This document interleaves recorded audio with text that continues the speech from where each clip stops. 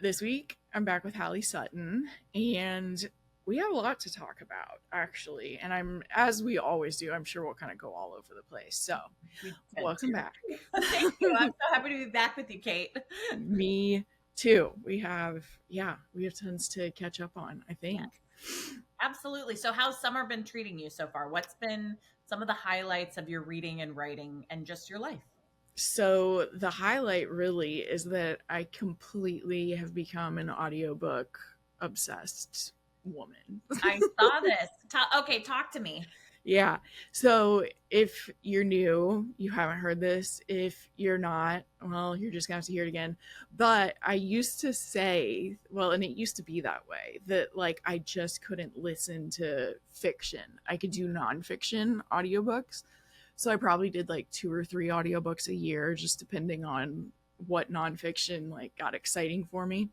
Um, and then I'm trying to think. I think it was that I just had a lot of driving going on too. And I was like, it would just be so nice to be able to like audiobooks. Yeah. And I think it all kind of started to when it was nonfiction. I saw Girl on Girl, which is really, really good. Really fascinating look at how how society kind of turned women against each other in the 2000s. And I loved that one so much. So that was nonfiction, but it like popped up in my feed and I was like, oh, this was great. And then it recommended memoirs and I was like, oh, maybe memoirs will be interesting. And they were. I actually finished Girl on Girl on Mother's Day. Oh, nice. And I was listening to it on Spotify because if you pay for Spotify, you get 15 hours of audiobooks every month too. And it recommended Matriarch by Tina Knowles to me next on Mother's Day. And I was like, sure, let's do it. And I loved that. I still, anyone who likes memoirs, who likes autobiographies, who likes hearing stories where like about how much your life can change in 60 years. She might be in her 70s. That one was fantastic. So then I was like, oh, memoirs are amazing. And like, I'll listen to more audiobooks. And then Steph has mentioned before how S.A. Cosby's narrator, Adam Lazar White, I think it's Lazar White, not White Lazar, just has the best voice ever. And she listens to all of S.A. Cosby's books. Nice. And so right before Thriller Fest, King of Ashes came out. Mm-hmm. And I was like, I really want to read this one. Like I didn't get approved for it on NetGalley. And obviously it's a really long one. And I was like, well, I have been listening to memoirs and like those have been working. So maybe like try it with a really good narrator. And it's like a 16-hour book and I like got through it in like 3 days because it was just like dog walks, chores, work that didn't require like that wasn't a video that I was having to edit. And I was like, well, this was fantastic. And this really worked for me. So that was basically the kind of progression leading up to that. And now I am a woman obsessed. And like, not that it's about your reading number, but it's exciting that like I've had less time where it's like the silent, like uninterrupted long stretches of time that you kind of need for what Steph calls eyeball reading. So that's what I'm going to call it. Because I obviously think of audiobooks as reading. So it's been nice. I'm able to get through more stories and like not from a like, oh, I want to like read 200 books this year. It's just been nice because I had been feeling how I like wasn't getting to read as much. And this like helps me get to do that too. So that's the biggest summer change. It does make walks better. This is like the time of year where I'm like, why are we outside? Totally. So it makes it better. I love that. I love that. Okay, and I have a couple of follow-up questions because I am not an audiobook girly. Yeah. It is 100% reading. That is where I throw in on this. Like, I think that's such a crazy thing that's up for debate. Like, okay. Yes. But I think I'm where you used to be, which is that like my concern with audiobooks is I mean, I do this with podcasts where you're listening and then sometimes I realize like 3 minutes went by and I didn't really hear what was going on. But Yep, for the most part with podcasts, I don't really care. Sometimes I'll go back and exactly. let me get that. But like, I worry that that would be my experience with audiobooks, Mhm. where it's like taking me 4 times as long because I'm like, actually, I haven't been listening for 5 minutes. What happened? Like, Yeah. did you experience that at all? Or That's what I wondered about too. And at first doing it while I was driving was weird for me too. Like I think it scared me a little bit. Like sometimes I'd be like, how am I like driving to Chicago? Which is like it is a pretty easy drive. Like it's a straight drive Mhm. north for a really long time, but it is like 3 hours. So sometimes you like look down and you're like an hour just passed and like this story has been happening in some part of my visual brain, Totally. but I'm also driving, so like that was a little weird for me. Yeah. What I will say, like if I'm driving, if I'm doing that kind of stuff, I don't find my mind wandering because that I was always worried about that too because I feel the same way. There are Mhm. podcasts where it's like I just have it on Yeah. and I definitely don't like completely absorb everything that they're saying. Um, but then once my brain or whatever got used to like, oh no, you can drive and have this visual going, it was awesome because that was now I'm gonna like remember my road trips with books too, which is kind of Yeah. cool. I Yeah. love that. I think of that too. That happens for me with reading too, where you like go on a Oh vacation yeah. and like anytime you think of that book, you like think of where you were when you were reading it. And yeah. Yes. Yeah, so when I was driving up to Chicago to see Julie Clark talk about the Ghostwriter, she was with Mary Kubica, which was like wild too. I was listening to The Vanishing Half, which is so good, Mhm. so good. But like I went through like 7 hours of it like in one day. Amazing. Amazing. So it was really nice that way. And then because I was there have been that's ugh, words. Um, They're I fun. also was worried that like things would pass and I would have to go back and like, is it worth it or Yeah. whatever. Um, and I will say, like, I think I've read probably 10 or 11 as audiobooks now, fiction wise, and it's only happened 2 or 3 times. Really? Yes. And I do think some of it is your brain probably gets used to it. Like Sure. it's like I didn't feel like I went through a learning phase, but like now I'm like I'm sure it just took a second for my brain to like adjust or whatever. But what I really noticed too is like because I was like, is the temptation to scroll going to be bigger if I'm just like listening versus reading? And what I Yeah. actually kind of started to realize was in a lot of cases, like if I've been like cleaning the kitchen or whatever, and then I'm like, okay, I'm just gonna sit on the couch before I go shower or something like that, and I keep listening, my phone's not in my hand. Hmm. And so actually in some cases, like very rarely am I just like sitting on a couch, but sometimes I am. Totally. And so, especially if it was like I was already doing something where I wasn't on my phone and I just kind of sit there for a little bit and chill, it's Hmm. like my phone's not even in my hand anyway. So, it actually kind of, as a digital reader as well, that's the other part where like I normally read my books most of the time on my phone, just because it's like where I'm at logistically. Do I have my Kindle or my Yeah. iPad near me? But since I was a digital reader, it's actually the temptation is stronger to go like on Instagram when your phone's in your hand than when it's For not. sure. So that's something else I learned. Interesting. Interesting. Yeah. So when you're reading an audiobook, do you also read other books digitally, or are you Mhm. like do you have two going at one time, or I like how have do you do two that? going at one time now. So yeah, typically I have an audiobook and a digital book that I'm reading. There's obviously the really nice the uh depending on how everyone feels.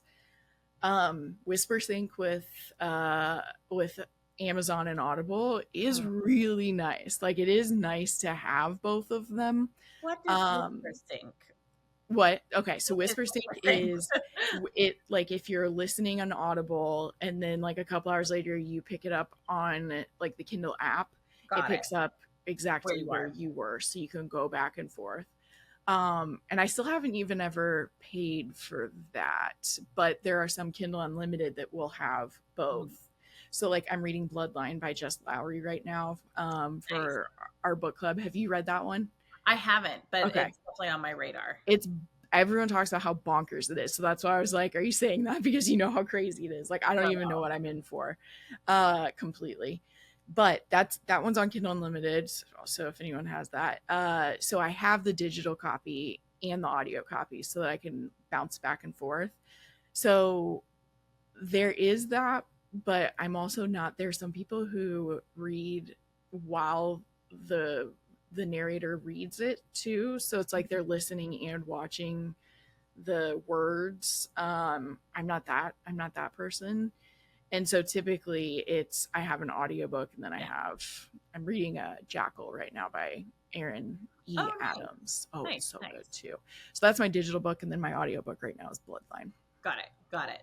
Yeah, Mm-hmm. that makes sense. That's interesting. I mean, I could see I guess you would be, I guess I would feel like I would be really immersed if I was reading it and listening to it at the same time. Like, I mean, the only, that makes me think of like, I've tried to do stuff like that more actually when you're trying to learn another language. Like I've often on my Mm. own, like, been like trying to learn French, and so Yeah, like go to Netflix and you'll have the track on in French, but you'll also have the that's smart. titles that you can like, it's like doubly getting into your brain. So that's interesting. People do that with like reading too. I didn't know that. Yeah, that just reminded me. One of the girls in my book club, Laura, um, she's from Spain, and she got into listening to like bookish podcasts Mm-hmm. in English as a way to like further her understanding of Yeah, English. And I was like, that's so smart and cool. totally. I feel like when I've gone to Europe, I always wind up talking to somebody who's like, I learned English through like through Netflix, like Yeah, watching movies and stuff. And I'm always like, I think you're smarter than me because I've been trying it with French stuff and it is not working. it's like I think it's such a I'm using Duolingo right now because I made like the long story short was at Easter there was someone at Tyler's family's house who only spoke Spanish for the most part, and all of a sudden like a lot of it was coming back to me. If I had finished college I was going to be a Spanish minor, so it's like there was still enough hanging around in my head, In there, and I yeah. was like, oh yeah, it's kind of fun. Like I was able to at least communicate with her a little bit. So Hmm. then ever since then I've been trying to build it back up. But like when you really do start trying to learn, you get so much respect for how many things there are to really learn a language, Totally. Totally. and just how hard, like so many people outside of America speak more than one language, and like almost none of us speak more than one.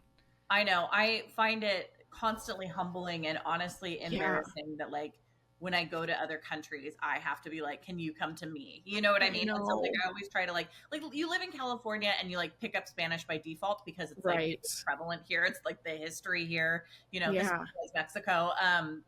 So you pick up some of that, and then the French stuff like I went to Paris a couple of years ago and I was there for like 6 days and I was surprised by how well at the end of that trip I could speak French, like just kind of Yeah. with people. Like obviously wasn't fluent but like you were conversant. Like everything did Hmm. happen to me in the present tense. Like, you know what I mean? Right. Like it was like I can only live in the present tense, but like I could like Yes. You communicate. can get it So across. it's shocking. I don't know, brains are fat such interesting things and you're totally right. Like there's so much to a language and we Yes. don't do a great job with instilling Right. that across the board I the way that know. like almost every other country in the world does. Right. That's what Tyler and I were talking about it too, because he was working with someone. I can't remember what the guy's first language is, but like English is not it.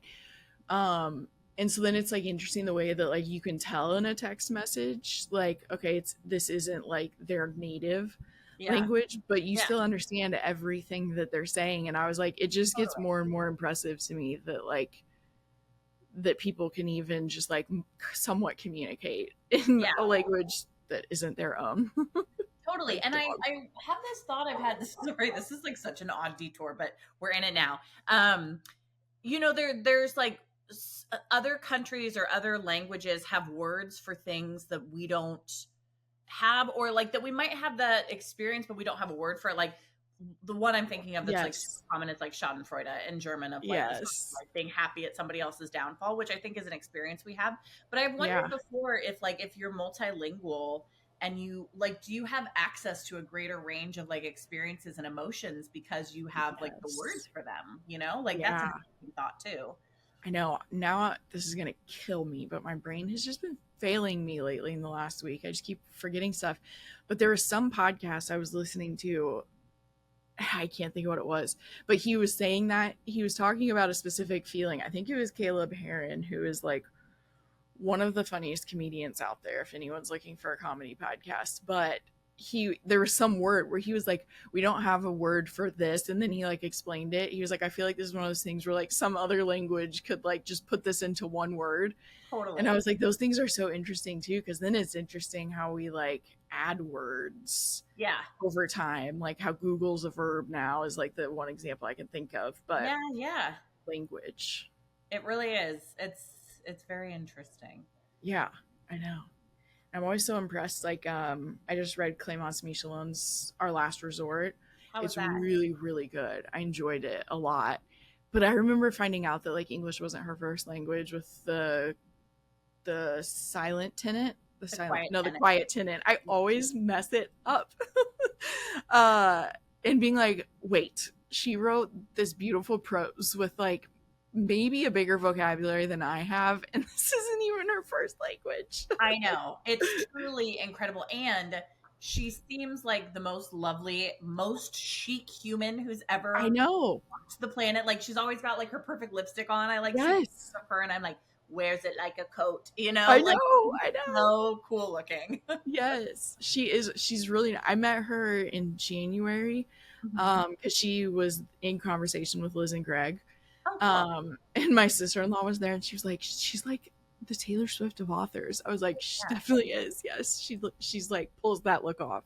Totally. The Taylor Swift of authors. Although honestly, the other one that I think is the Taylor Swift of authors is Ashley Winstead. I know. And they're like buddies too. I'm like, of course Yeah, they are. of course they are. Yeah. Yeah. Speaking of writing, how's your writing going? What's going on with your writing? Well, so my interesting answer to this is obviously at the beginning of the year I was like, I'm gonna finish my first draft. I'm gonna finish a book this year. And then a lot of different things have happened. Thriller Sure. Fest was like its own thing. That was like it was really cool getting to see like all these authors. Like I didn't realize how many people I knew, like I Yeah. should have, but it really reminded me of that basically. And then I came back and we actually sold our first like author social media package. Congrats. That's Thank wonderful. you. It was a really cool week because like in the course of like 9 days I went to Chicago and saw Julie Clark and Mary Kubica, and then like 36 hours later I flew to New York and saw like all of the authors there, and then I came back and 2 days later I saw Lisa Jewell who came Oh to my God. Indiana. Like Amazing. I don't know why. And then the next day I sold my first Bookwild package and I was like, okay, so Bookwild is Boom, boom, Bookwilding boom, right boom. now. Busy, busy. Yes. So, so then I was just thinking about it because obviously we all only have so much time in the day. So that was where I was like, okay, I'm already like sometimes waking up early to finish like work sometimes. And so it's like I've gone back and forth so much on like, am I going to force myself to write at 5 a.m. every day? Like, what do I need to do this? So basically I got to a point where from a very practical standpoint, it makes the most sense to me to try to build Bookwild as a brand and put most of my energy towards that, especially this year, so that we could really make it profitable as part of it. I'm not trying to sell things to people right here, but so I think I'm gonna go all in on my Bookwild content. On I think Substack, I do want to keep writing on there, Mhm. but I think I'm gonna not put pressure on finishing a book this year. Kind of for a couple different reasons. Mainly, if we can start replacing client work that we don't love Yeah. with more and more bookish stuff, that would be great. And the other thing is then if the brand can function that way, one, then there should be more time for writing, and two, hopefully there's a larger audience Yeah. to when I do have more time to finish a book to kind of pitch it to that audience as well. So that's my really long answer of like I think 2 days before you texted me about doing this episode, I had finally been like, you know what? I think this actually is what makes the most sense for Mhm. me right now. So I still want to write. I still have ideas for my Substack. It's like one of those things where I did overestimate or I underestimated how much being gone was gonna then like Yeah. coming back. It was gonna be like, oh, there's a lot of work to do. But I think that's where I'm at this year. I totally get that. I totally Yeah. get that. And like the truth of the matter is like sometimes you have to prioritize other things and like life is real and we're living in a capitalist society and you have to, you Right. got to make money. So like I totally totally get that. Mm-hmm. That's funny. You're like, okay, I've made my decision and I'm like, do you want to talk about writing? I know. I told Tyler's like, this will actually be a good way for me to like talk it out since I was like, hey Yeah, guys, I'm gonna finish it this year. totally, totally. And your book will be there. Yeah. And then I think my only advice would be not that you're looking for advice, but No. as somebody who has had different spurts of like creating and not, make sure you're like, if you have any thoughts about the books, like write it all down because like I have Yeah. so many times made the mistake of being like, I will of course remember this. It's a I genius know. idea. I'm not going to lose it. Don't trust that. Like just write it down, I know. You feel so sure that you will. Some things you're like, there's no way I will forget this, and Right. then you're like, yep, I have no clue what that was. Right. And so especially if you're like taking some time away from the manuscript, like if you get a Yes. good idea, jot it down somewhere so that you can come back Yes. to it. Yeah. I do have. I have an idea I'm going to tell you about off air though. But I have wondered about short stories, so I'm really interested to hear where you're at because I know you have focused on that before. Yeah, definitely. So, okay. So, we've talked a little bit about this. I don't know how like frank I've been always with, Hmm. not that I've been like not frank, but like I've Right. really been struggling the last like year and a half, maybe 2 years with like figuring out what is like I feel like so I've published 2 books and I'll go on podcasts or different things or meet somebody and they'll be like, "What's your writing process?" And I'm like, "It's so generous of you to think there's a process." Like Yes. it's like eventually I get on contract and I have to turn in a book or they will take me back. Like that's like the process. But Yes. I don't want that to be the process. I want to like have Right. a consistent generative writing practice and the last Hmm. couple of years I have really struggled with a couple of different things with feeling like everything I write isn't up to my standards, which Mm. is like when you get used to writing multiple drafts of books, I think it's really easy to forget how bad the early drafts are, I'm you know, sure.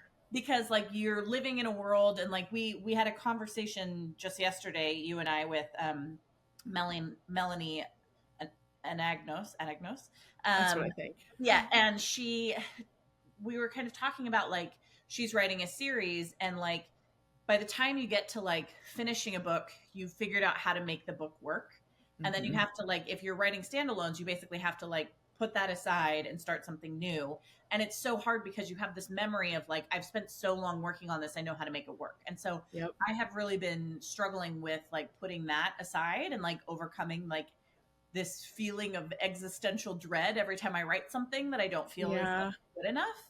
Um, and I also think, tiny violin, I'm not trying to like complain about this because it's So also the coolest thing that's ever happened to me in my life. But when you get in the publishing machine of like capital P publishing, it's really hard not to have that sort of like market side in your brain and like my yep. last book didn't sell as well as I wanted and like so the next one's got to be really good and like all of that is pretty bad for creativity. Yes. So I have spent a lot of time the last couple of years kind of like sobbing about this to various people from you to Lane Fargo and Wendy Hurd to my therapist. My poor therapist, Stacy, has heard a lot of this. Um, Yes. and I finally feel like I have figured out a few things that help me move past some of what I'm feeling. And part of it is related to this TikTok that I saw. Oh yes. I cannot even believe I'm somebody who's like referencing a TikTok, but it's the combination of a This is the TikTok, place to do it. yeah, and a book called We Need Your Art by Amy McNee, which I'll talk about afterwards, but like let's roll the TikTok, Kate. Okay. Okay. Let's do it. I wrote a novel while working full time. It's coming out in the spring. A couple people have been asking me sort of like, how the F do you get started? I have some thoughts on this. I actually think this process basically applies to any art form, but basically, I'm a big proponent of staying working full time if you can while creating art. And let me walk you through my sort of like bizarre process for how I did this. Okay, step one, you need to make this a bit between you and yourself. Like, you cannot take this seriously. The first phase of me writing my book was writing literally the worst book that I possibly could. And I don't mean like I tried to write a bad book so I could look back and realize I actually had an opportunity to be creative. I mean, like, I literally titled this book Songs People Sing because I think that is the dumbest name ever. And my friend joked that the sequel was going to be called Thongs People Fling. And I just was like, I'm going to just write something so bad. Okay, so this is literally just about rigor. You're just practicing rigor. Like, this is a training wheel situation. What you're going to do is you're just going to track how many words you write per day. This is like super simple. I'm literally just like putting it in a spreadsheet and making myself write every single day. Obviously, you can see some days I track 0. I still wrote that down. Okay, so you're actually going to finish this book, and I'm pretty sure this works for any creative method or like mode, whatever. If you're a painter, fine artist, whatever, I think you just need to get in the habit of creating every single day. And like, I genuinely am swearing to you, need to make this bad. You need to make it your goal to make it bad. The goal of this is not learning how to write or paint or whatever. The goal of this is just like getting yourself into a habit where you don't hate yourself every time you create something. You're like going into it like, Amen. I will like myself if I make this really cringy and bad. Step 2 is you're going to make this a bit in your entire life. So the way I do that is I keep a list of book titles that I think are absolutely heinous. Whenever I come up with something terrible, I just add to it. My favorites are probably, I'll put the screenshot up. Lies No One Told Me, Tweets of Famous Children, Tomorrow's Today, Looking Forward to Yesterday. Oh, I love this one. The Scrum Master's Daughter, Resilient Corridors. I have like a lot of these. Just like, this is not serious. It's rigorous. Creativity has to be rigorous, but it's not serious.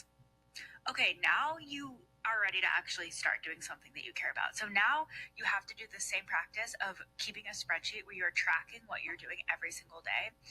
And you're actually writing about something you care about or like. So for me, this is my debut novel, Girls Our Age, which is about 3 best friends from college. I did not focus on plot. I didn't focus on a goal. I literally just sat down to write every single day.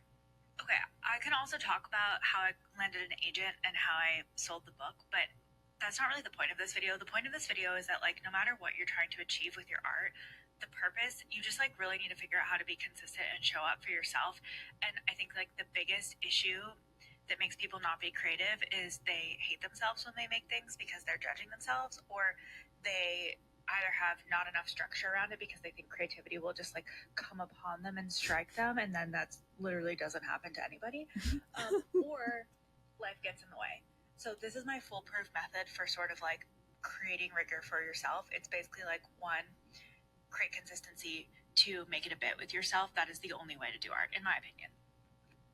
That's amazing. Right? Yes. So I really liked her focus on rigor but not serious, because I think I have been approaching it the opposite way for the last 2 years, where it's felt very serious to me to write, but then so serious it makes it hard to like do it consistently, and then I like hate myself for not doing it consistently, and then I do it and I don't like what comes out, and then that makes me hate myself too. A lot of self-loathing. Yes. So I kind of took that to heart, and I know personally I have a couple of different friends who are struggling with similar versions of what I've been struggling with. And so I'm also been reading a book called The World Needs Your Art by Amy McNee, which is basically one of those books that's kind of like a creative roadmap for like how to get back in touch with your inner artist. I don't know that I'm 100% sold on this book. There is a podcast called If Books Could Kill. Have you ever heard of this podcast? No.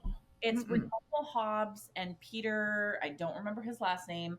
And they basically look at kind of like pop culture books and like deconstruct like what might be wrong with them. And so I have their voices in my head as I'm reading it. Yeah. I was going to say that could actually give you a complex, as fun as it sounds. Totally. But it's more like, it's like Malcolm Gladwell. It's not fiction. Oh, it's okay. Like, yeah. So they're like looking at this and being like, here's why he's wrong, or like what he's leaving out. And so I have that feeling a little bit reading this Amy McNee book, because like every other page is just like a page long piece of like size 24 type that's like, you badass. And I'm sort of like, what did I pay for? Like, it says it's 200 pages, but is it really 45 anyway? Oh, But the thing that she has, long tangent, long walk to say that something she is offering, actually, I did find very useful, which she has uh-huh. this thing called the Creative Reset, Mm. where she suggests that if anybody is struggling with getting in touch with their creativity and kind of the churn that I've been in and the churn that this TikTok creator talks about, like, you need to spend 2 weeks proving to yourself that you can show up for your art. And Mm. by you, the way to do that is by making the bar so low that you're like embarrassed to not cross the threshold. That's a So, good point too. so for me, and I'm taking a couple of different pieces and I'm mashing them together. So Yeah. I decided that for 2 weeks, and it's been actually like a bit longer that I've been doing it, I was going to have to write 200 words every day. And trying not to write, like, for the first 2 weeks, I was trying not to write more than 450, because that's part of, she says, like, you're gonna, if you sit down to say, I'm gonna write 1,000 words today or 5 pages today, it's too intimidating, you're not gonna do it. Uh-huh. And part of the like magic of this is like the consistency. And so you don't want to be like, okay, I said I'd write 200 words and I wrote 3,000, and then the next day you're like, I have nothing to write. Like, you're trying to just Right. like, I'm showing up again and again and again and again. So Yeah. for a while I was saying no more than like 450 words, at least 200. Now I'm just saying at least 200 and like Yeah. trying to be there. And so I'm also keeping a spreadsheet of that as per that TikTok, Mm-hmm. and keeping with making it rigorous but not serious. I have titled the spreadsheet "Revel in the Opportunity to be a Creative.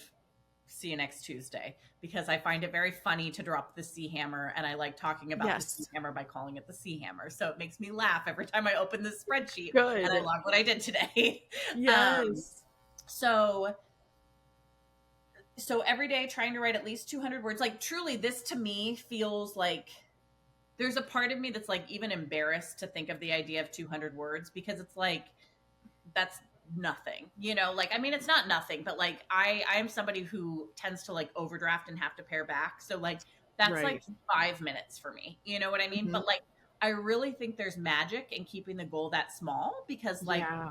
I have been in a really busy season too, and I cannot tell you the number of times in the last couple of weeks that it's gotten to be like 11:30 at night, and I'm like, I didn't do the words, and I'm like, bitch, it's 200 words. Like, Right. you'll be embarrassed if you didn't do Yes. this. So like, it keeps forcing me to like engage, and Yeah. like, it's also been really nice. And then actually, like, some days I've gone way above that, and so I was looking at it, and I think I've written almost 7,000 words in the last 3 weeks, Wow. which is crazy. And they're not good words. I'm really prioritizing quantity over quality and consistency over like gorgeousness. So Right. they've been on different short stories that I'm working on. I've like played little games with myself about like, okay, I have to include this in this short story. So Ooh, like, that's a fun. little game. And I've been tracking how much I've been writing every day. So that does make me feel better, because I think if I was just telling myself, oh, I'm writing 200 words every day, and I wasn't keeping track of what I was actually writing, I think I would sort of be like, am I even doing anything? Because the Mhm. stories sometimes feel like I'm spinning my wheels, but instead I can look at it and be like, oh, I actually wrote quite a bit in the last 3 weeks. That's a really good point. Yeah. And then I'm doing a couple of other things too that have been helping my creativity. One of which, Megan Collins and I are currently playing a game with each other Oh, where nice. we are joint writing a short story. Yes, I saw her story about it, or yours, one of the two. Yeah, and I think it was hers, and then I reposted it. So in the morning, she writes one sentence, and then in the evening, I add. And so it's almost like an exquisite corpse situation, except we can actually see what the other person has written.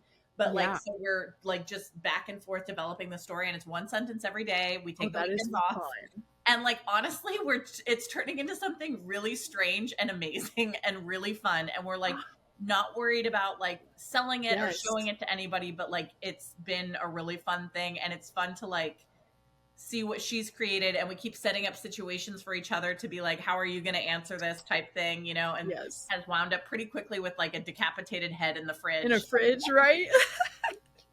It's been really fun. And then the other thing I'm trying to do is, we might have talked about this in the past, but I am a Mhm. big proponent of morning pages, Yes.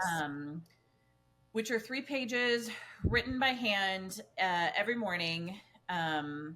And I'll be honest with you, I do not do it every morning. I think that's a great Mhm. way to live. And like, I Mhm. cannot do that every morning, partially because I also have like a day job and like sometimes Right. I can't spare the time. But Yep. I do notice that on the days that I do it, I sort of prime myself to see the world more as a writer, because I've sort of like fomented that. So like, I'll start noticing details when I'm out in the world where I'm like, that would be good to include just in a story, and I jot it down. It's like, it's almost like I Yes. like get the engines turning in a certain way, and like then Yeah. it starts to just kind of go. And then the other thing that I was thinking about was, so in that TikTok, she talks about, she believes it's really important to keep your day job because you want to keep your writing fun.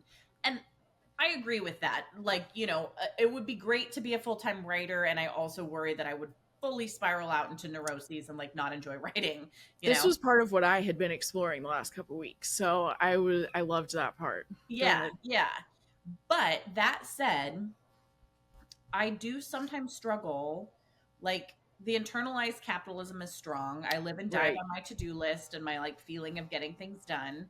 Yes. And sometimes that leads me to prioritizing my day job over writing in a Yep. way that I'm not always comfortable with or proud of. And I like, I am a realist. Like, I have to do this work because I want to make money, and like I want to do a good job because I'm a human with integrity. But I don't want writing to always be the thing that falls off my plate. And so I have Yeah. found that like, it actually feels to me like on those days when I do the morning pages, it's sort of like pushing back against that internalized capitalism. Mm.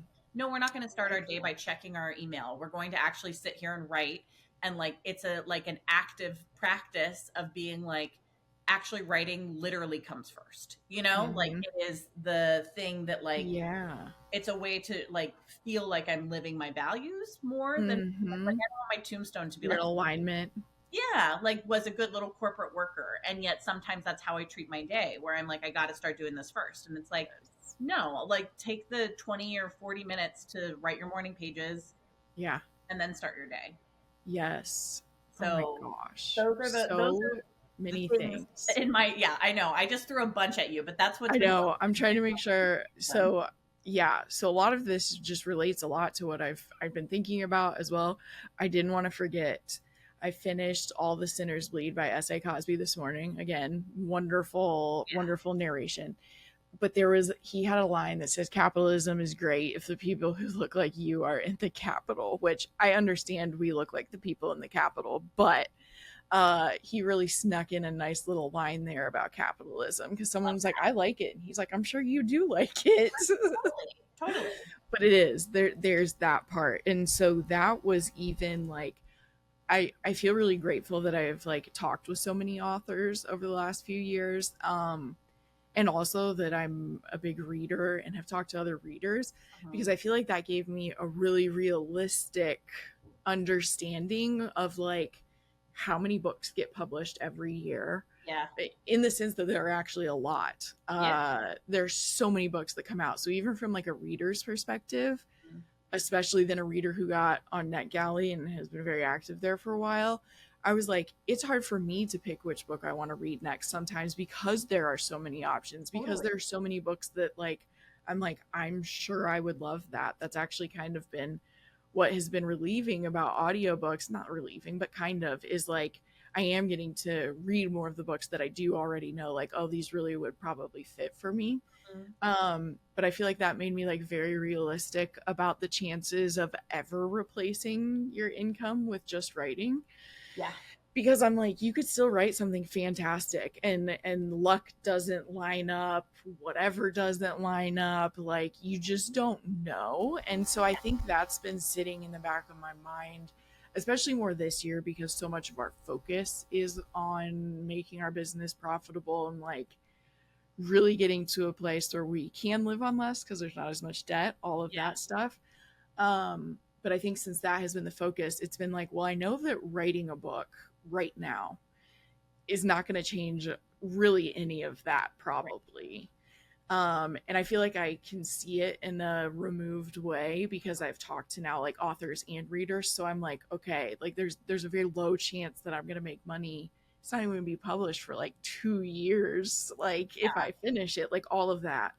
So that's what had been in the back of my mind too. And I was kind of like getting into the thought experiment with myself where I'm like, obviously I don't think any writer would actually say like, no, I don't want writing to be my full-time job at all. I know I don't want to make so much money that I don't have to do anything.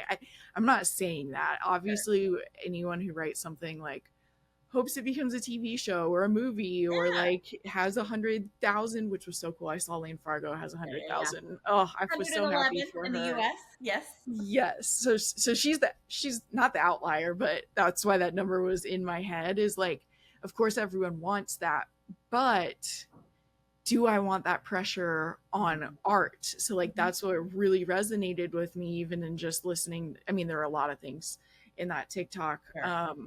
But when she talked about just not losing your full-time job, for me, it's kind of like I can't, similar to you, it's like I also can separate work and just be like, this is something I need to do because I want to make money. I like checking things off my list, blah blah blah. But that lets it just be work, and then it's like it would then just let writing be writing because I want to write. Totally. So that's what was kind of dawning on me is like in general I'm like I don't want to write thinking about the marketability or thinking about which income it can replace and stuff. So I don't necessarily want it to come from that all the time. I totally get that. And like from a very pragmatic level, you know, I work for a publisher outside of my life as a novelist, and I have some experience as a novelist. So I'm really not trying to slam publishers when I say No. that publishers are actively making it harder for writers to make a living at this. They have recently started splitting. It used to be that your payment was split, like you would get it your advance, right? Which was advance against royalties. And that's oftentimes, unless you've earned out, that's oftentimes the money that you're getting about that book. And so that ranges anywhere from, you know, a couple $1,000s to lots of thousands of dollars, or, you know, if you're TJR, $40 million, which is what we just heard about, that she got Does it really? Yeah, it was a 5-book deal, and I think Time Magazine was the one that reported that for a 5-book deal, she got paid $40 million, so $8 million a book. But like, wow. All of us could become TJR, but most of us are not going to become TJR. You know what I mean? Like, it's like that's winning the lottery, essentially. So, and also like she's never, the way that advances are structured with royalties, even TJR, like she's not earning that $40 million out for her publishers. They just decided that she was worth it to have her there. So anyway, so and that's kind of, and publishing is like that too, where sometimes they get these big ones to help subsidize the smaller ones too. Totally. And like, honestly, you know, what they're making off of, like, you're making money for them, even if you don't earn out, they're still making money. Like, because you're, the way that royalties are structured, you're making such a small percentage back against your advance that like they still might have made money on your book, even if you didn't earn out. So anyway, where was I going with that? So the way that it was traditionally structured with payments for books was that you would get this advance and it would be split into 3. You would get a third of it on signing your contract, a third of it on delivering the final manuscript that you and your editor have agreed upon. Like, this is it. We've made all the changes. This is it. And then you'd get a third of it upon publication date. So if you get paid a $30,000 advance, that means you're getting $10,000 minus your agent cut in 3 different chunks. And those 3 chunks could be like, for your first book, you've probably, it goes faster, but that could be like $10,000 a year. Now they've split it into 4. So you're getting a fourth on signing the contract, a fourth on delivering the manuscript, a fourth on publication, and a fourth a year after publication. So that $30,000 then becomes what? $7,500 that you're making over the course of 4 years. So like, they're making it actively harder Yeah. for writers, for most writers, to Right. make a living at it. So I think it's, plus also, if you really think about, I'm sorry, this is such a Debbie Downer, and I'm really not trying to be, because No, I think it's realistic, and it's good to be realistic. yeah, and then like if you really look at the hours that you spend writing a book and rewriting a book, Correct. like, you're making pennies on the hour. Yes. You know what I mean? Like you really are. And like I had a friend who works in commercials, which is like even amongst film production, highly lucrative. And she was basically like, oh, so if you think about how many hours you've spent writing this book, like what would be your hourly rate? And like, do you, you know, you'd probably have to make like $300,000 for it to be like The viable. And cost I was of like, living, that yeah. girl, like, no, you know, like that's not why like everybody wants to make money on their books, but like Yes. I don't think you can, I don't think it's an industry you can go into being like, I'm going to make a lot of cash. Like it's I just, know. it's, if you do, that's great. And I like, we all want to, but like Yes. realistically, it's not the thing that's going to, you know, make Mm-hmm. you an insane amount of money. Right. I do think that it's got to be a part of why self-publishing is so attractive to so many people at this point. Because, Yeah. like, I had even said that, where it's like, if I wouldn't want to query for 2 years Yeah. when I'm confident in my ability to use the technology to just publish it and get it out there. So, Because like, yeah, let's say you that's query for two crazy. years, you sign with an agent, you go on submission, even if you sell it relatively quickly, it's probably Yeah. going to be at least like, let's say you sell it within 6 months, which is pretty good. Mm-hmm. You could, people sell it faster than that for sure, and sometimes it takes longer. But like, let's say it takes 6 months, and then you sell it, and then it's going to be another year. I mean, that's like 3.5, 4 years before that book that you wrote is going to be in Right. the world. And I think that's also part of the reason people drift to self publishing is like, Yeah. click of a button, it's out there. Yeah. Yeah, I definitely see the attraction to it. The other part that TikTok was really good about, and I think you were diving into it too, is it's really like a shame buster. Is like, so the idea of like write bad words. Like Yeah. it also probably, even for the achievers in us, you're like, oh well, that's the goal. I can do Yes. that. Yes, exactly. So it Totally. kind of Like, takes the shame out, which I thought was yes, really cool. you're totally right. It's like it gives you something to achieve without like being like this needs to be good. And I also like Yeah. I've started like her, I started keeping a list of bad titles. Just as Yeah. like a fun thing. My list is not as long as hers, but like I wrote down one that every time I see it makes me laugh, and I think that's like a good lightness to bring. But I have a bad title on the list called Blood Lambs, and I That is what is that book? right. Now I'm interested to see if any titles come to mind, because it's Oh like yeah. I've never even had a, well, I did have one idea for my book, and it does, the one I have written some of, but like I don't even get title ideas Oh that yeah. frequently. So now I'm interested, though, like now that I've thought about it, am I going to start seeing it places? I totally. It might be. I'm with you. I'm not great at titles. I went through like grad school with the lady upstairs, and every time I turned in my workshop submissions, I would Uh-huh. have a different title, and a lot of the times it would be like are bullshit. Titles are Yes. for losers. Titles are overrated. Like I just could not figure out what the title was. I think at one point I was calling it Two for the Big Tiki Bar in the Sky, which like, I knew Oh, I wasn't love a good that. title. Don't worry, I wasn't. Yeah. That's a good title, but Yeah. titles are hard. But that's why it can be like what I really appreciate about her take too Mm-hmm. is like bringing a sense of levity back to this thing, but like Yes. not having it be.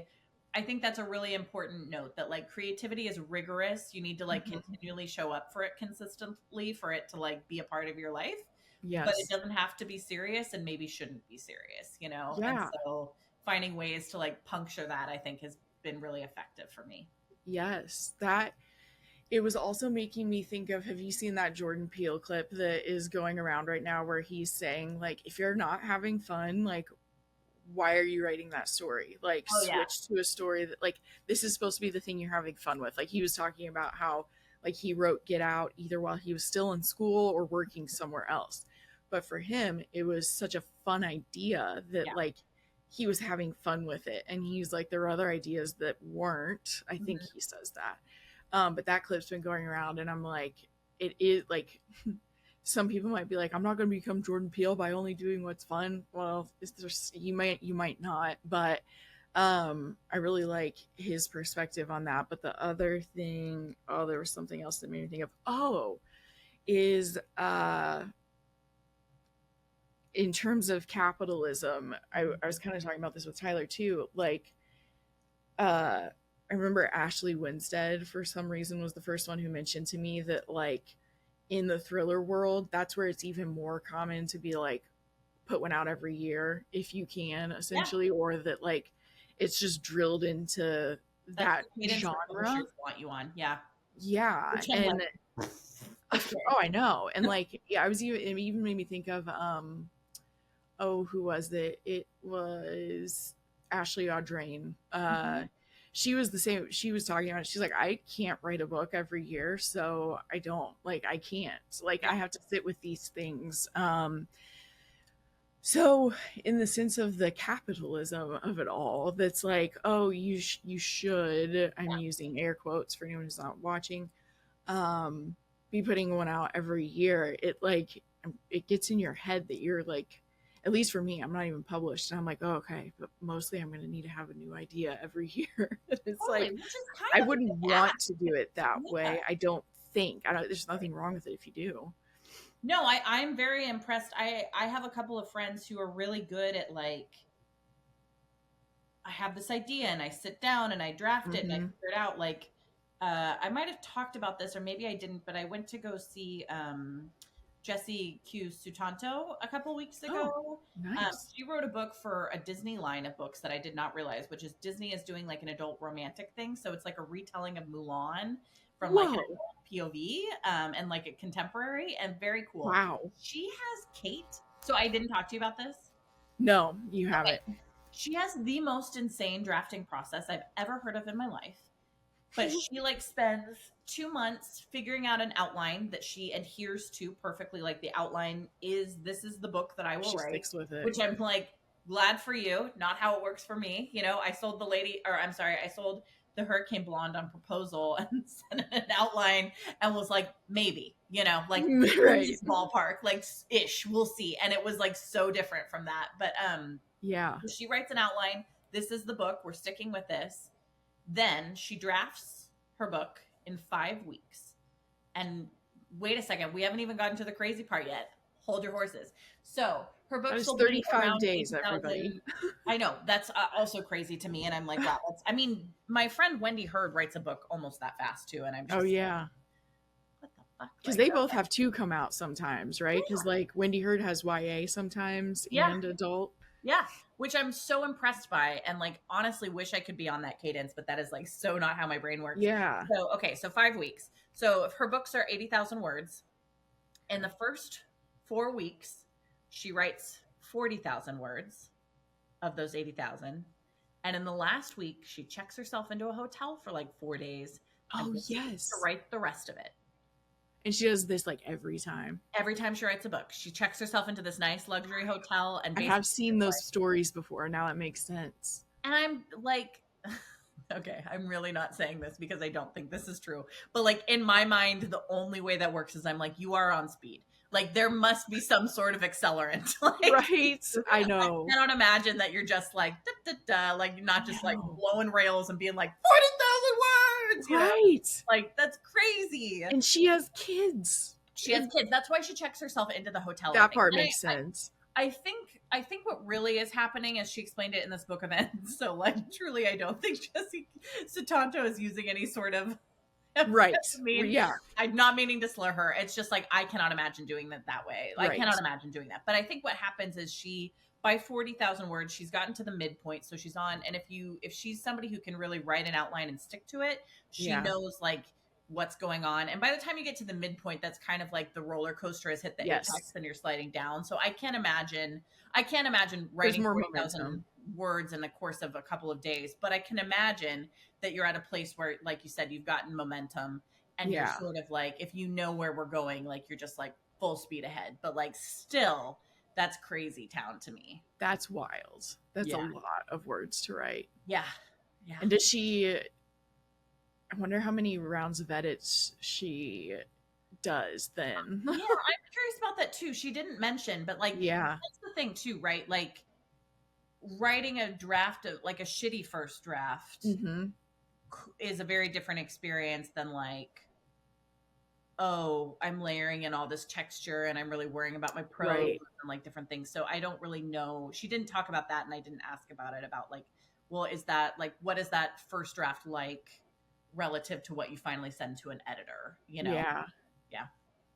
That's crazy. You That know. is, and again, like, one of the biggest takeaways I've had from talking with so many authors, and I've said it before, is there's not one way to write a book. There's No. like not even 10 ways. There's like thousands Yeah. of different ways. And it's like that's what's so hard sometimes about like listening to other people's, and you're like, okay, maybe that's what I need to do. But you do still have to like try it and see if it even works for you, because Yeah. it just might not work for you at all just because it works for someone else. 100%. I think that's so true. And it's unfortunate, right? And that's why I always find it funny. I do read a fair amount of craft books, and some I lean on more than others, but Mhm. almost all of them are like, I'm going to tell you the way to write a book. Nobody has I told me. know. And I'm like, if there was one way, we would know it. Yes. That person would be a bajillionaire. You know what And I mean? Like, everyone could write bestsellers. right. Like it would just, that would be it. But like, Yeah. unfortunately, as is true of like I think every realm of life, like you have to figure out Yes. the thing that works for exactly who you are. And so what I was hoping to bring here today are the things that have been Mhm. working for me, in the hopes that like maybe you or somebody listening or somebody is like, oh, if I can try, these could be more tools in my writing toolkit, because that's what I'm trying to develop for myself too, right? Is like Yes. I have other experience of writing different ways, but like what are more tools so that when I get stuck, or I am struggling to get in touch with my creativity, or I really hate everything that I write and it makes me hate myself, like what are things that I can go back to that might like move me to a different spot, Yes. you know? Yeah. The other thing it was about the hating yourself part.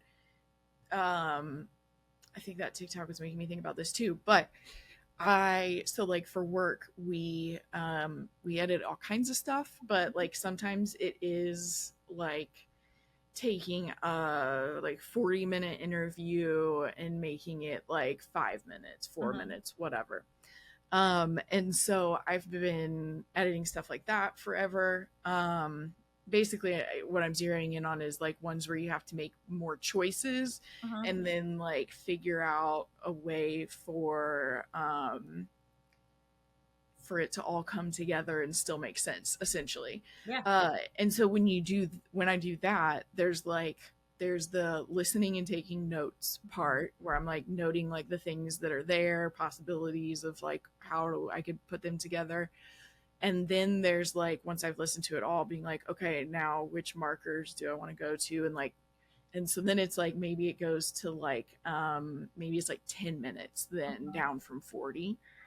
And sometimes you're like, oh, that no, those two don't go together, like no. Right. And so then you're playing around with the 10 minutes for a while.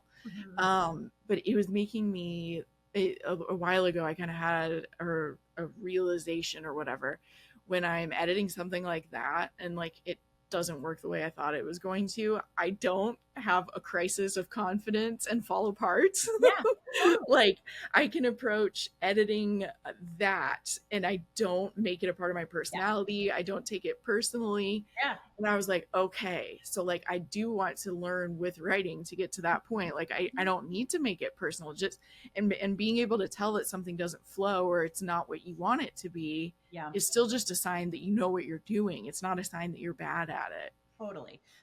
That I totally agree with you. I feel the same way too, right? Like I want to do a good job at my day job, but like truly I am not sitting there agonizing over my word choice for anything. I'm just like better done than not, you know? And then yes. and it makes me think of Anne Patchett. There's this, I'll see if I can find this link to this article. I mean, she didn't write the article, but the article was kind of analyzing what she said in her great book. Okay. I think it's called Truth and Beauty, which is an incredible read. And she basically talks about like how the work of the artist is oftentimes forgiving yourself for not writing the thing or creating the thing that's as beautiful as it is in your mind, because Yeah. the only way, she uses the like analogy, she's like, when I think of a story idea and I'm fleshing it out, it's this beautiful butterfly that lives in my mind, and it's like the most perfect thing that anyone has ever created. And in Mm-hmm. order to get it on the page to show other people, I have to run that butterfly over with a Range Rover so that it's just smushed on the pavement, but it's something to show people. It's like, here Yes. it is, you know? And she's And like, you're like, oh. totally. And she's like, and I have to constantly work on forgiving myself that like Mm, I could not translate it better than I did. And like, mm, she's somebody who's like writing, I find like unbelievably beautiful. And yes. yet she still feels that way. And so I think Right. about that too. And I think that that kind of speaks to what you're talking about, is like, we don't have to forgive ourselves for that in other places where it's like maybe our Yes. ego or our sense of identity aren't tied into it, or like our hopes and dreams and aspirations in the same way. Yes. And And like like, your inner child is so involved. totally, totally. And so it's like, I do think part of the work is sort of being able to be like, I have to be able to set aside some of my like deep love and reverence long enough to create, like, Yes. even if Yeah. it's not exactly what I want it to be, know that you can work with it, or just be like, that is part of the process. It is not going Yeah. to be as perfect as it is in my mind. Yes. That is the hard part. And I bet a lot of writers, like, it comes up. I obviously don't like lean all the way into any personality Sure. test, but I still think it can help you understand yourself. And it shows up in mine everywhere that like I also have really abstract thoughts that Mhm. kind of all make sense like in my mind, but Yeah. sometimes it's so abstract, and I'm not trying to like sound smart or something, Yeah. that like sometimes especially if I've had an edible, there will be things that do just connect in my mind, and I'm like, Yeah. oh, but then like trying to explain to Tyler the epiphany I just had, like sometimes it's so hard. So I bet I would assume a lot of writers, especially from what you were just talking about with Ian Patchett, then like what that reminded me of, the feeling of having a really abstract concept that like really like matters and means something to me, but I don't know how Totally. to convey it so that it means as much to everyone else. So that Yeah. is fascinating. Yeah, totally. And then being able to be like, is it enough that I'm conveying it at all? Like that Right. is like some version of it living in the world, even if it's not Yeah. the perfect version. Yeah. Mm-hmm.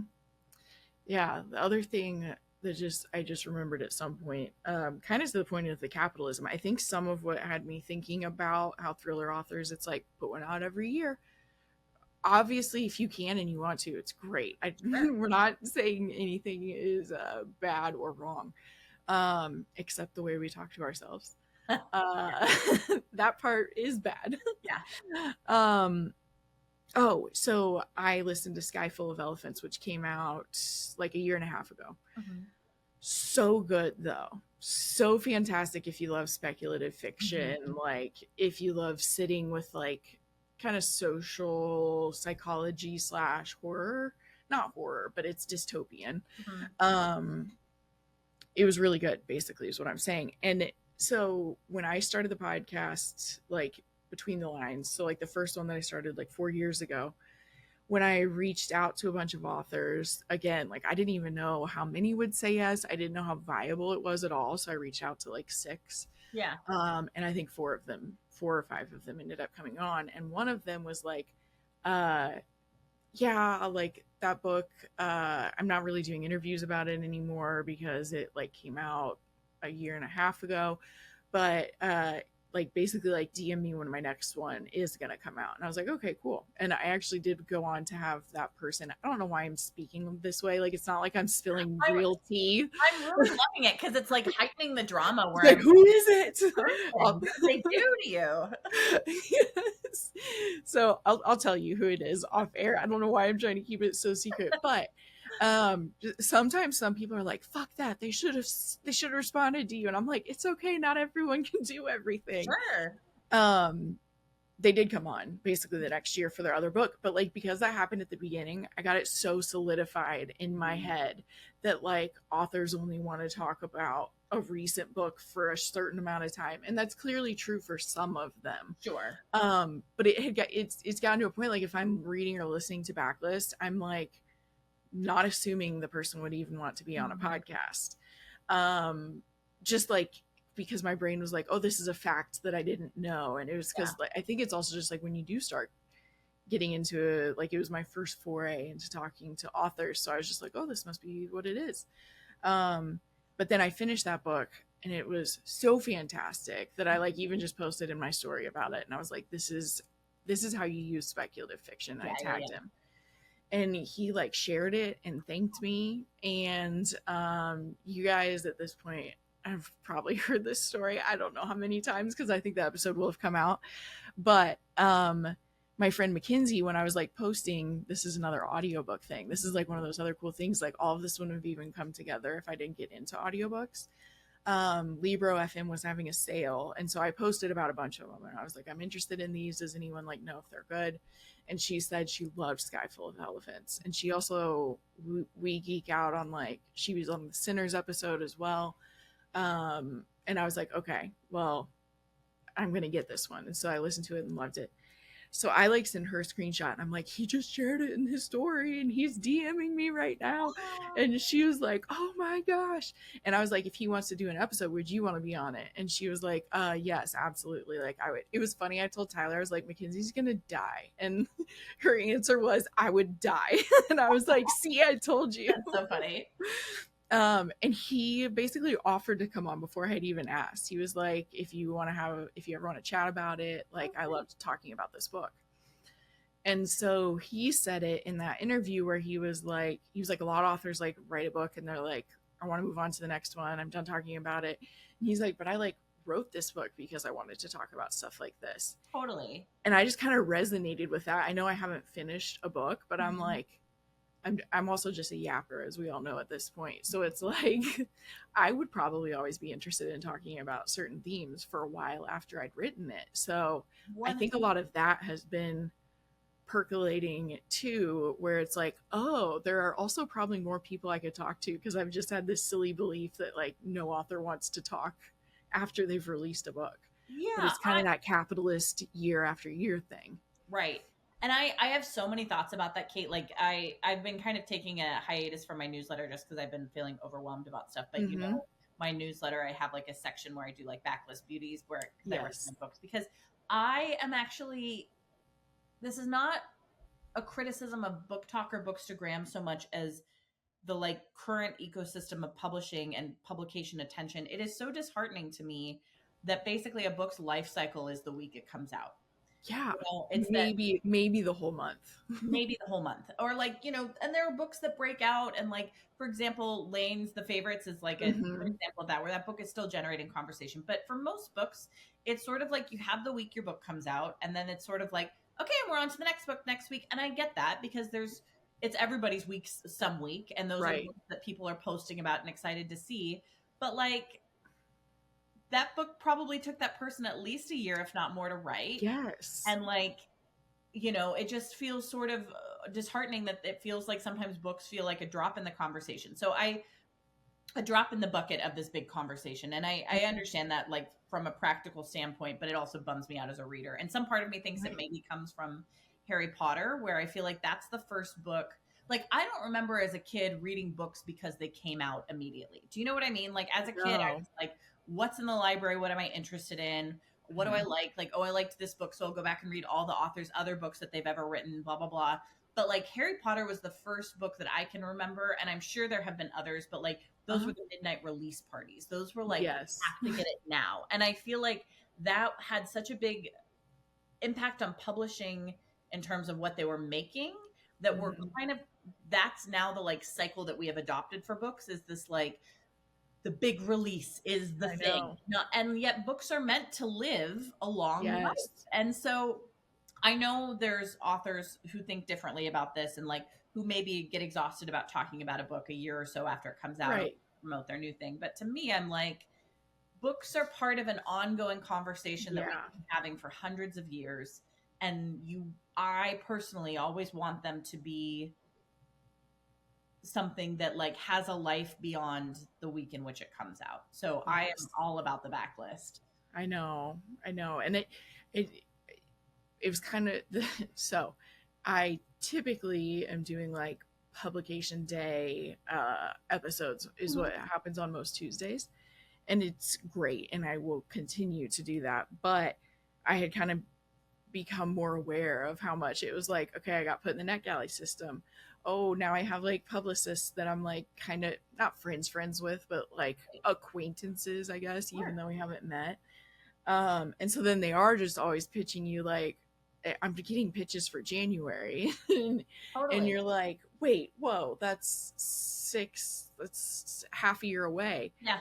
And it feels further because it's 2026, but it's like I'm always getting pitched that far in advance. But all of a sudden, I was like 2026. Yeah, right. And it's like on a pragmatic level, I really get it. And like I, you know, as an author who has published books, I'm so thankful when people rally the week that it comes out. But like, right. That is to say that I also don't want us to. I'm personally an author who doesn't want us to forget that books live longer than the week that they come out. Like I want to talk about books that I read that came out in the 80s and like different, you know, like it's all part of this like ongoing thing. Yeah, I agree. Yeah, and I'm like, do I want to?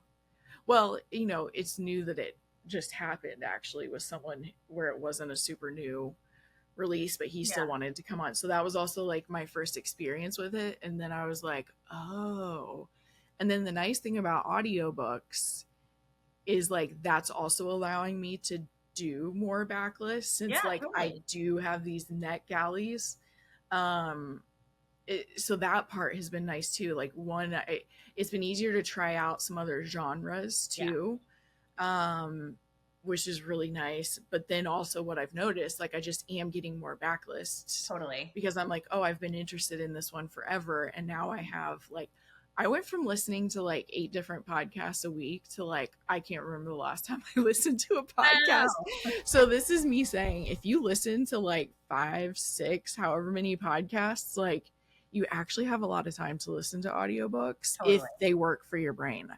Sometimes I still am like, why didn't it work for my brain sooner? Because it's like it's so different, and I'm like, now I can't imagine not having it, and I'm like, I don't know why it changed now, but it did.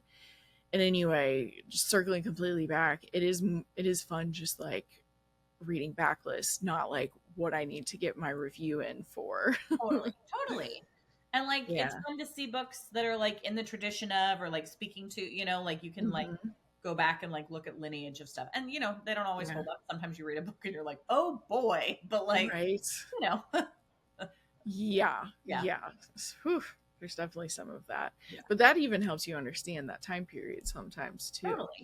Totally. Or I think it's also valuable, like if I'm not enjoying a book, it's valuable for me to ask myself why, you know, like, and be like, what about this isn't working? That like, you know, just clarifies more in my mind about like what does work for books. Yeah, I agree. That's what I've been thinking about too. Have you read any books recently that you've loved? So I'm going to be honest with you. I have not been reading as much lately because I've been working. I took on a lot of freelance clients myself this summer in June and July, and I'm taking August off from freelance work for the most part. And so it has really slowed my reading down, except that a couple months ago I read All Our Hidden Gifts by Caroline O'Donoghue, who is an Irish writer. She wrote The Rachel Incident, is probably her biggest known book stateside. All Our Hidden Gifts is a young adult fantasy novel about a young girl in Ireland who discovers like a deck of tarot cards, and it kind of like unlocks some powers for her. And like I found the writing extremely charming, and so now I picked up her most recent book that came out a couple of weeks ago called Skip Shock, that is about time travel, and so I'm excited to dig into that. Yeah, I love time travel. I know, so might check out Skip Shock. Yeah, I think I might need to. Well, I finished All the Sinners Bleed this morning on audio. Oh, it's so dark. It is very dark. I mean, everything. Cosby, yeah. Yeah, I think Blacktop Wasteland might be the least dark, actually. It was the first one I read. And all the other ones, I'm like, oh, okay, this shit is wild. Yeah. But I really liked All the Sinners Bleed. He's so good with motifs and like having these like through lines of imagery. And King of Ashes was all fire, was so much the motif. But then in All the Sinners Bleed, which you would think with sinners in the title, I probably would have like expected it, but I was really impressed as someone with critiques of evangelical Christianity, Yeah. especially in the South. The way that he used religious imagery added to just how dark and savage that book was. But I loved it. And the narrator, he's just fantastic. He makes it a wonderful ride. So that was what I just finished. What did I read recently? Well, right now I'm reading Jackal and really enjoying it. But also Too Old for This by Samantha Downing. Very, very campy, fun summer read. Nice. I still love My Lovely Wife will be my favorite. I don't know if it'll ever get topped, but I think a lot of people are going to love Too Old for This. So excellent. There's that. I mean, there's so many good books out there. I know. Just everywhere.